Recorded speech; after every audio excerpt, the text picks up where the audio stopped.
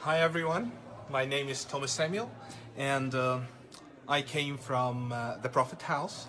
My really grandfather is the cousin of the Prophet Muhammad. His name is Aqil ibn Abi Talib, and I came from a Salafi group. I used to be an imam. I used to lead the prayer since I was 9 years old. I used to teach since I was 13, and I grew up with that. And on the age of 16, I felt so much fed up with what is happening in the world. I decided to help our brothers in Iraq to stand against the Americans. But suddenly it failed, and I started to feel depression towards God and what is happening here. I'm not chosen. But I met a man who said, you need to evangelize people. You need to make a prayer, a call of Islam, to call everyone to become a Salafi. I did that, but I was not satisfied until I said, I want to get in touch with Christians. And then, when I did that, I started to feel like, what is really Christianity is? I want to know it. And I found that what they taught us about Christianity in Islam is not really what Islam is teaching. And accordingly, I started to search for a source. I didn't find until one day, a pop-up window came on my computer that says, do you love Allah? I thought it's a Muslim website. I clicked it, and it was a Christian website. It was a fascinating Christian website. It was very simple, talking about how things are so much connected. It answered the question that even Muslim imams used to have.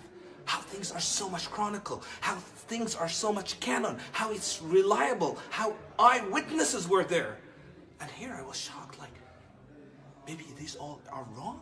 I cried so hard, searching for God to give me an answer. Until one day I cried so hard, and he visited me in a dream, saying, it's your time to follow me. I didn't believe him the first time, I didn't believe him the second time, but the third time, he said, didn't I tell you, it's your time to follow me? He moved the bandage on my eyes, and I started to read between Islam and Christianity. I found that there is more far away between what canon in Christianity can be and what we have in Islam. To be a Christian is to follow the evidence, is to follow the truth, and to follow the true God that makes sense and make you in sequence with what you feel and what you think. Jesus is the way if you want to know who is the way.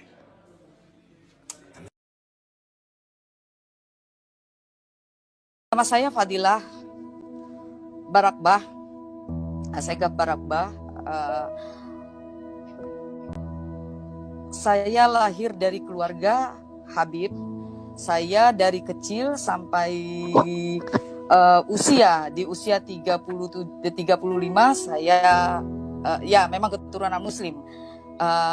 Dari kecil didikan Muslim, pesantren kental dengan saya. Bisa khatam Al-Quran usia 5 tahun. Pada masa itu sangat luar biasa anak usia 5 tahun bisa khatam Al-Quran pada masa itu. Saya asli Jambi, tapi kakek saya ada turunan Arab juga, karena habaib. Luar biasaan saya dengan Al-Quran ini, saya bisa mengajikannya. Kalau kita mazmur ya, kalau di Kristen Koptik memazmurkan ayat-ayat itu dengan nada lantunan nada yang luar biasa. Saya pun juara MTQ ketika itu. Saya masih dari kelas 4 sampai kelas 5 waktu itu SD. Saya juara MTQ sampai nasional. Nasional itu tingkat anak-anak. Saya dipersiapkan sebenarnya sama orang tua saya untuk belajar detail tentang agama Islam dan untuk belajar detail tentang perbandingan agama. Saya kuliah. Waktu itu saya ambil 2 fakultas. Kalau dulu boleh, kalau sekarang saya nggak tahu, kayaknya nggak boleh deh. Di IAIN, salah satu IAIN ternama, terus saya dapat 2 fakultas waktu itu. Satu fakultas Usuluddin, perbandingan agama, kemudian fakultas Adab Sastra Arab waktu itu. Nah, disinilah bermulanya Tuhan. Saya mengenal Tuhan. Awalnya di situ di tahun 95 itu. Saya mengimani ketika itu ada sesuatu yang tersembunyi menurut saya. Yang tersembunyi, yang sebelumnya saya tidak tahu. Dulu saya membaca Al-Qur'an ala kadarnya. Saya ngerti artinya. Beberapa kata-kata di dalam Al-Qur'an saya mengerti. Cuman sekali lewat tidak saya pahami betul-betul isinya. Kemudian memang salah satu ayat yang benar-benar membuat saya itu luar biasa, perkenalan saya mula-mula, ta'aruf saya mula-mula dengan Yesus ini luar biasa di surat Az-Zukhruf ayat 61 yang bunyi wa innahu la ilmul lis-saati fala tamtarunna biha wattabi'unni hadza shiratal mustaqim. Di situ dikatakan, dan sesungguhnya Isa itu benar-benar tahu hari kiamat, memberikan pengetahuan tentang hari kiamat. Karena itu janganlah kamu ragu tentang hari kiamat itu, dan ikutilah jalan yang lurus. Nah, saya bingung. Sedangkan saya diajarkan dari kecil, bahkan Rasulullah Muhammad SAW saja tidak tahu hari kiamat seperti apa, tidak mengerti hari kiamat bentuknya apa. Itu Muhammad itu tidak tahu. Nah, tetapi di Al-Quran dikatakan pengetahuan yang saya dapatkan dari kecil bahwasanya tidak satu pun yang mengetahui hari kiamat kecuali Allah Subhanahu wa Ta'ala.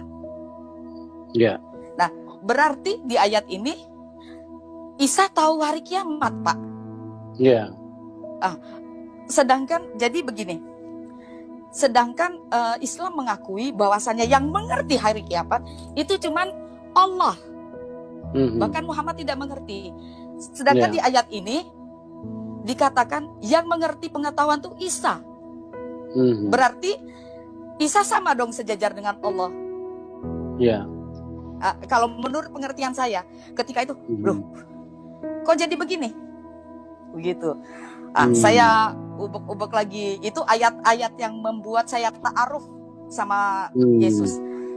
Kemudian saya begitu belajar lagi, saya bertanya ke sini, bertanya ke situ, jawabannya ya seperti yang saya dapatkan, ngambang gitu. Pada tahun 1997, ia keluar tepat di semester 5 studinya karena merasa tidak kuat akan kebenaran yang didapatinya kala itu. Ia pun melepas kadar dan mulai ragu akan kepercayaan lamanya. Siti dan keluarga pindah ke Solo.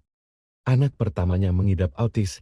Ini adalah pukulan yang sangat berat baginya. Anak pertamanya lahir prematur 6 bulan di kandungan. Tapi, ia percaya bahwa Tuhan benar-benar ada bersamanya. Secara medis, anaknya dapat bertahan hanya selama 3 bulan. Siti rutin membacakan ayat-ayat Al-Quran, namun tak ada hasil. Kondisi bayinya malah turun 1 ons dalam jangka waktu 1 bulan. Siti mulai putus asa. Siti berkenalan dengan seorang pendeta, dan ia ceritakan segalanya kepada pendeta. Pendeta itu mendoakannya seraya berkata semoga anak ibu dipulihkan. Siti mengaminkan. Awalnya bayi tersebut tidak bisa menangis ataupun bergerak. Namun, atas mukjizat Tuhan, sekitar 35 menit setelah didoakan pendeta, bayi tersebut menangis dengan kencang dan dapat bergerak seperti bayi normal lainnya. Sebuah keajaiban, namun Siti menganggap itu hanyalah kebetulan. Seiring waktu dia mempelajari Alkitab dan pada tahun 2009, Siti memutuskan mengakui Tuhan Yesus sebagai Tuhan dan juru selamat pribadinya. Tidak semudah membalikkan telapak tangan mengubah 2 kalimat syahadat dan murtad, tetapi ia sudah bulat untuk berada bersama Yesus. Perkenalkan, nama saya Fikram Rauf. Kalau saya mengikut ajaran papa saya, pasti akan ada Fikram Rauf Al-Aidid.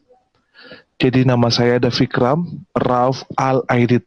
Al-Aididnya itu dari nenek saya. Dari nenek keturunan saya ada nenek. Jadi nenek saya itu pada waktu itu om saya itu menyampaikan ke saya bahwa kita ini adalah keturunan dari cucu Nabi Muhammad karena marganya Al-Aidid dan juga penyebar agama Islam di kota Makassar dan wilayah Jeneponto. Jadi saya tidak akan menyampaikan panjang kali lebar tentang hal yang seperti itu, tetapi saya bercerita tentang bagaimana saya berjumpa dengan Tuhan Yesus, bagaimana caranya Tuhan Yesus mengubah nama saya dari Fikram Rauf menjadi Yeskil. Keluarga Fikram adalah keluarga yang broken home, di mana ibu dan ayahnya cerai dan menikah lagi. Fikram sendiri terlunta-lunta dalam kehidupan yang tak benar. Mungkin karena sudah waktunya saya ditolong sama Tuhan, yaitu Tuhan Yesus. Saya berjumpa dengan seorang wanita pada waktu itu. Wanita itu yang sekarang menjadi istri saya. Di saat itu saya melihat ada sesuatu yang aneh ketika saya melihat wanita ini. Saya melihat, lalu hati saya tergerak kayak gini. Kamu ambil dia. Ini suara hati berkata, kamu ambil dia sama seperti kamu dulu diambil oleh papa kamu. Jadi saya mengikuti suara hati. Dalam perjalanan hidupnya yang tak menentu, dia beberapa kali mengalami perjumpaan dengan Tuhan Yesus. Dan pada suatu ketika untuk yang terakhir kalinya yang membuat dia makin teguh, dia bertemu dengan Tuhan Yesus dan melihat penderitaan Tuhan Yesus yang begitu sangat menyayat hatinya. Sudah mulai senang nonton The Passion, pagi putar Passion, The Passion, siang nonton The Passion, bahkan malam pun juga nonton The Passion. Tapi saya nonton film The Passion itu tidak seperti itu. Bahkan lebih parah yang Tuhan Yesus alami saat itu. Dia tercabik-cabik itu dagingnya itu tertenteng-tenteng kayak gitu, tergantung-gantung. Saya lihat seperti itu posisinya. Nah, disitulah sampai hari ini walaupun saya ditinggalkan sama keluarga saya, sampai hari ini saya tetap percaya dengan Tuhan Yesus.